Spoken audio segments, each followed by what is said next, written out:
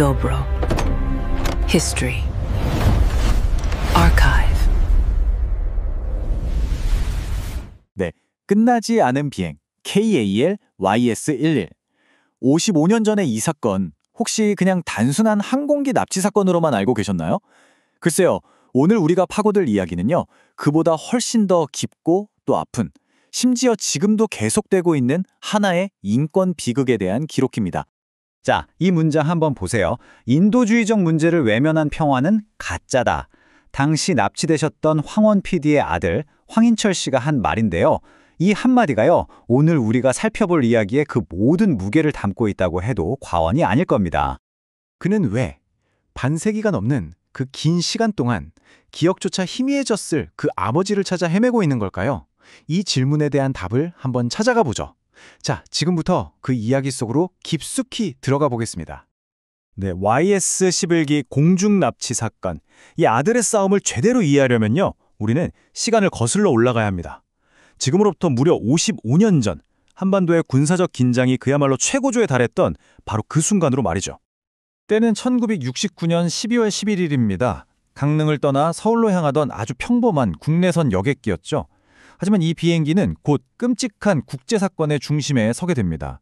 당시 시대적 배경을 좀 아셔야 하는데요. 1969년은요, 청와대 기습 미수 사건이나 푸에버노호 납치 사건처럼 북한의 도발이 정말 끊이지 않던 그야말로 일촉즉발의 상황이었어요.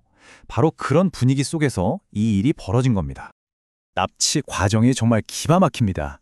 먼저 북한 공작원이 고위 장교로 위장을 해요. 그리고 당시 사회에 만연했던 이른바 VIP 프리패스 문화, 이걸 이용해서 보안 검색을 그냥 통과해버립니다. 그리고 이륙한 지 딱 10분 뒤 조종실로 뛰어들어서 조종사들을 위협하고 기수를 북쪽으로 돌리게 하죠. 결국 오후 1시 18분 비행기는 북한의 선덕 비행장에 강제로 내리게 되고 51명의 승객과 승무원 전원이 북한의 포로가 된 겁니다.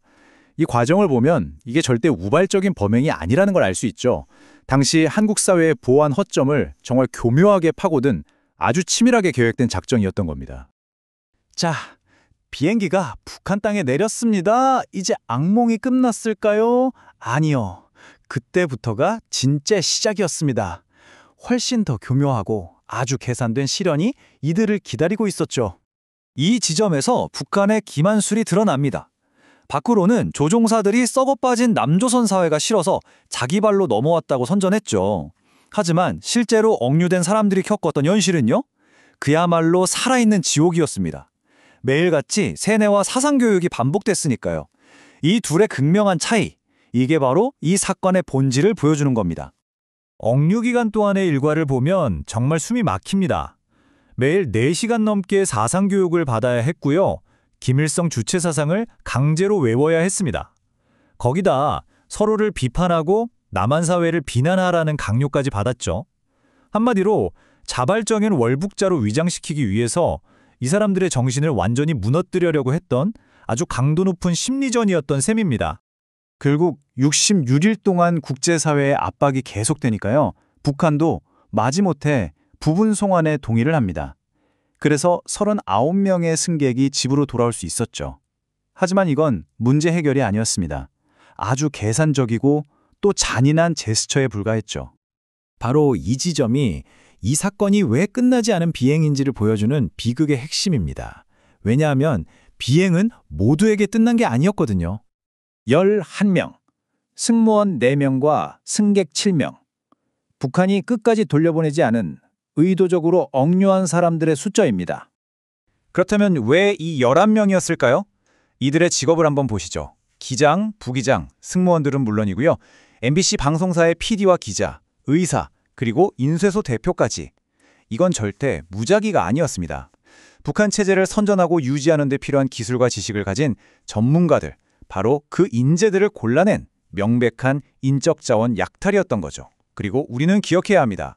이 명단에 오른 이름 하나하나가 지난 55년간 무너져 내린 한 가족의 이름이라는 것을요. 하지만 억류된 사람들이 그냥 가만히 있었던 건 아닙니다. 특히 방송 프로듀서였던 황원 씨는 민간 항공기 납치는 명백한 국제법 위반이다. 우리는 포로가 아니니 즉각 송환해야 한다면서 논리와 법을 무기로 납치범들에게 아주 맹렬하게 저항했다고 합니다. 심지어 황혼 PD는 다른 승객들을 모아서 고향을 그리는 노래 가고파를 함께 부르면서 저항의 뜻을 굽히지 않았다고 해요. 그리고 바로 그 일 직후 그는 어디론가 강제로 끌려갔고 다른 귀환자들은 그를 다시는 보지 못했습니다. 아마도 이 용감한 저항이 역설적으로 그의 운명을 결정지은 셈이 된 거죠. 북한 입장에서는 절대로 돌려보낼 수 없는 위험인물로 찍혔을 테니까요. 그렇게 아버지는 사라졌지만 그의 저항 정신까지 사라진 건 아니었습니다. 그 불씨는 그가 남겨두고 온 어린 아들 황인철 씨의 가슴 속에서 다시 타오르기 시작합니다. 무려 32년, 정말 긴 시간 동안은요, 그냥 침묵 속에서 기다리는 수밖에 없었어요. 그런데 2001년, 정말 극적인 전환점이 찾아옵니다. 남북 이산가족 상봉장에 필압 승무원이었던 성경희 씨가 나타난 겁니다. 생존자가 있다는 명백한 증거가 나온 거죠. 바로 이 단 하나의 사건이 황인철 씨가 이끌은 기나긴 싸움의 도화선이 됩니다.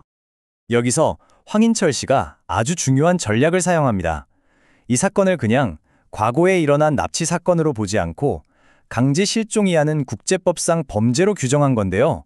이게 왜 중요하냐면 강제 실종은 피해자의 생사가 확인될 때까지 끝나지 않는 현재 진행형 범죄거든요. 그러니까 55년 전 사건이지만 법적으로는 여전히 범죄가 계속되고 있다는 거죠. 이게 바로 그가 싸울 수 있는 아주 강력한 법적 무기가 되어준 겁니다. 자, 그렇다면 55년이나 지난 이 이야기를 우리가 지금 왜 다시 꺼내야 하는 걸까요? 왜 이게 여전히 우리에게 중요한 문제일까요? 이 55년의 시간을 한번 따라가 보죠. 1969년 비행기가 납치됩니다. 그리고 1970년 39명만 돌아오고 11명은 억류되죠. 그 후로 정말 기나긴 침묵이 이어지다가 2001년 기적처럼 생존자가 있다는 사실이 확인됩니다. 그리고 2010년에는 마침내 유엔이 북한의 황원시 사건 해결을 공식적으로 요구하게 이르죠. 2024년인 지금도 이 비행은 아직 끝나지 않았습니다. 이 타임라인은 단순한 연표가 아니라 반세기가 넘는 고통 속에서도 결코 포기하지 않았던 진실을 향한 한 가족의 끈질긴 싸움 그 자체입니다. 결국 황인철 씨의 이 외로움 싸움은 우리에게 묻고 있습니다. 국가가 자국민을 잊어버릴 때 과연 누가 그들을 기억해야 하는가? 이건 단순히 한 아들이 아버지를 찾는 이야기가 아닙니다. 우리 사회의 무관심에 대한 저항이고 국가의 존재 이유란 무엇인가라는 가장 근본적인 질문을 우리 모두에게 던지고 있는 겁니다.